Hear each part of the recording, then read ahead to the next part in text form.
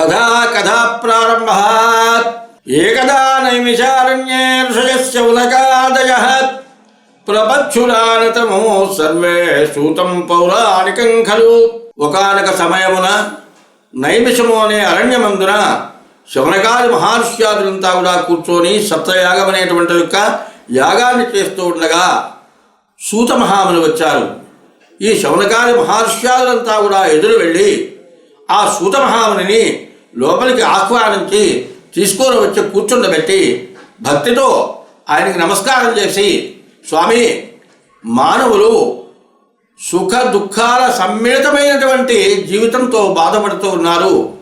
ఈ బాధలన్నీ కూడా తొలగిపోవటానికి, ఆనందం కలగటానికి తగిన వ్రతం ఏదైనా చెప్పవలసింది, లేకపోతే తగిన తపస్సు అయినా సరే మాకు చెప్పవలసింది, మేము శ్రద్ధాభక్తులతో ఆచరిస్తాము అని సూత మహాముని అడిగితే అప్పుడు ఆ సూత మహాముని చెబుతూ ఉన్నారు, కలియుగంలో తపస్సు చేయడం కష్టం. ఎందుకంటే కృతయుగంలో తపస్సులు చేయాలి, త్రేతాయుగంలో యజ్ఞయాగాది క్రతువులు చేయాలి, ద్వాపర యుగంలో కృష్ణ పరమాత్మ చెప్పినట్టు చేయాలి, కలియుగంలో భగవంతుని యొక్క నామస్మరణ ఎప్పుడు కూడా విశేషమైంది. కలో స్మరణాన్ముక్తి. కలియుగంలో భగవంతుడి యొక్క నామస్మరణ వల్ల మోక్షం కలుగుతుంది అని చెప్పి ఉన్నది. అందులో ఇది నేను చెప్పబోతూ ఉన్నటువంటి వ్రత కథ సత్యనారాయణ వ్రత కథ అంటారు. ఈ సత్యనారాయణ స్వామి వ్రతం విశేషమైనటువంటి యొక్క ఫలితాన్ని ఇచ్చేటువంటిది సత్యనారాయణ స్వామి వ్రతం. ఈ వ్రతం ఒకప్పుడు కృతయుగంలో ఋష్యాదులు చేశారు, త్రేతాయుగంలో రామచంద్రమూర్తి చేశాడు, ద్వాపర యుగంలో ధర్మరాజు చేశాడు, ఇప్పుడు కలియుగంలో మానవులు చేస్తూ ఉన్నారు. ఈ వ్రతం చాలా విశేషమైనటువంటి యొక్క వ్రతం అని చెప్పగానే అప్పుడు ఆ శౌనకాది మహర్ష్యాలంతా కూడా అడుగుతూ ఉన్నారు, హే సూత మహామునే, ఈ వ్రతాన్ని అందరూ చేశారన్నారు, ఈ వ్రతాన్ని ఎట్లా చేయాలి, ఈ వ్రతానికి ఏమేమి సామాగ్రి కావాలి, ఈ వ్రతం ఏ విధంగా చేయాలి, ఈ వ్రతాన్ని చేస్తే ఏమి ఫలితం వస్తుంది, అంతా కూడా సవివరంగా చెప్పమని సూత మహాముని శౌనకాది మహర్ష్యాదులంతా కూడా కోరితే అప్పుడు సూత మహాముని చెబుతున్నారు, దుఃఖ శోకాది శమనము ధనధాన్య వివర్ధనము. ఎవరైనా మానవుడు ఒక దుఃఖం కలిగినప్పుడు ఈ వ్రతాన్ని చేస్తే దుఃఖం తొలగిపోతుంది. సౌభాగ్య సంతతికరము, సౌభాగ్యం వస్తుంది, సంతానం కలుగుతారు, దరిద్రం అనేది పోతుంది. ఈ వ్రతాన్ని మాసాలు ఉన్నాయి, 4 మాసాలు, దాన్ని చాతుర్మాసాలు అంటారు. ఆషాఢం, కార్తీకం, మాఘం, వైశాఖం, ఈ 4 మాసాలు చాలా విశేషమైనవి. అందులో ఇప్పుడు నీ వ్రతాన్ని ఈ కథ చెబుతూ ఉన్నటువంటి యొక్క సమయం కార్తీక మాసం. ఈ కార్తీక మాసంలో వ్రతం చేస్తే వెంటనే ఫలితం వస్తుంది. కాబట్టి ఈ వ్రతం ఆషాఢం కానీ, కార్తీకం కానీ, మాఘం కానీ, వైశాఖంలో కానీ ఈ వ్రతం చేయదగిలింది. ఈ వ్రతాన్ని చేస్తే ఫలితం ఏమొస్తుందా అంటే దుఃఖం కలిగినప్పుడు దుఃఖం కలుగుతుంది. ఎవరైనా ఒక మానవుడికి దుఃఖం కలిగినప్పుడు ఆ దుఃఖం తొలగిపోతుంది. సంతానం లేని వారికి సంతానం కలుగుతారు, దరిద్రులైన వాళ్ళకి దారిద్ర్యం తొలగిపోతుంది, యుద్ధానికి వెళ్ళే వాళ్ళకి జయం కలుగుతుంది. ఎప్పుడు ఏ కోరికతో ఈ వ్రతాన్ని చేస్తే ఆ కోరిక నెరవేరుతుంది. ఈ వ్రతాన్ని ఇప్పుడు అప్పుడని కాదు, మనకు ఎప్పుడైతే మనస్సుకు బాధ కలిగింది అప్పుడు ఈ వ్రతాన్ని చేయవచ్చును. ఈ వ్రతాన్ని వృద్ధులు, బాలల దగ్గర నుంచి అందరూ కూడా ఈ వ్రతాన్ని చేసుకోవచ్చు.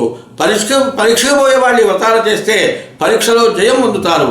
ఈ మాసాన్ని, ఈ వ్రతాన్ని ఏకాదశి రోజులు కానీ, పౌర్ణమి రోజులు కానీ, దరిద్రం వచ్చినప్పుడు కానీ, యుద్ధానికి వెళ్ళేటప్పుడు కానీ, కష్టాలు కలిగినప్పుడు కానీ ఎప్పుడైనా సరే ఈ వ్రతాన్ని చేస్తే ఎప్పుడు కూడా ఫలితాన్ని ఇచ్చేటువంటి వ్రతం ఈ వ్రతం చెబుతూ ఉన్నారు.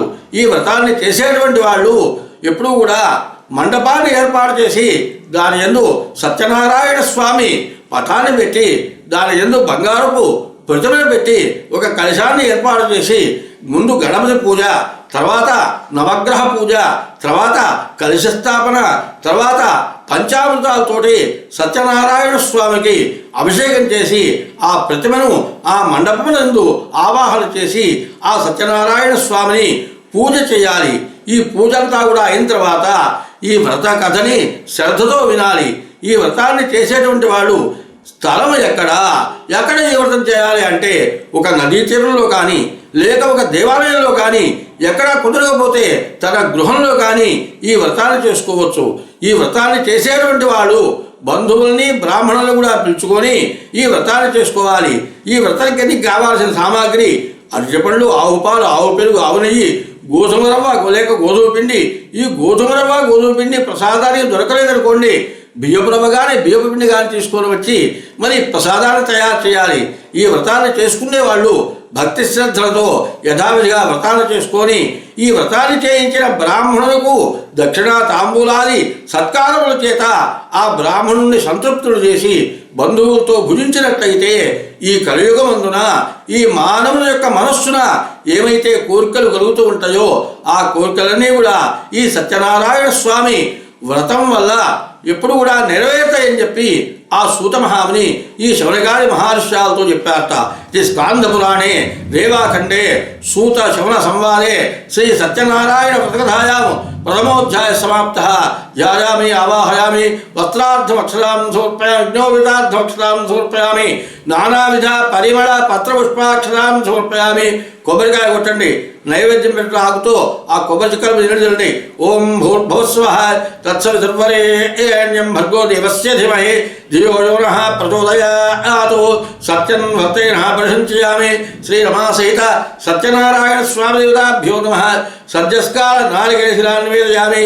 ఓం ప్రాణాయ స్వాహ, ఓం అపానాయ స్వాహ, ఓం వ్యానాయ స్వాహ, ఓం ఉదానాయ స్వాహ, ఓం సమానాయ స్వాహ. మధ్యే మధ్యే ఉదయవార్యం సమర్పయామి. హస్తో వృక్షాళయామి, పాదో వృక్షాళయామి, శుద్ధ ఆచమనీయం సమర్పయామి. తాంబూలం పెట్టండి. తాంబూలం భూగిఫలేశ్చ కర్పూరే నాగవల్లే దళైర్యుతము ముక్తాచూర్ణ సమాయుక్తం తాంబూలం ప్రతివృక్షతాం. శ్రీరమా సహిత సత్యనారాయణ స్వామినే నమః. తాంబూలం సమర్పయామి. కర్పూర ఆనందమంగళ నీరాంజనము సమ్రాజించ విరాజించ విశ్రేయాజనో గృహే లక్ష్మీరాస్తస్యాముఖేతయ మా సగం సృజామసి. నీరాంజనానంతరం ఆ కర్పూరం దగ్గర ఓ చుక్క నీళ్ళ బుట్ట వేయండి.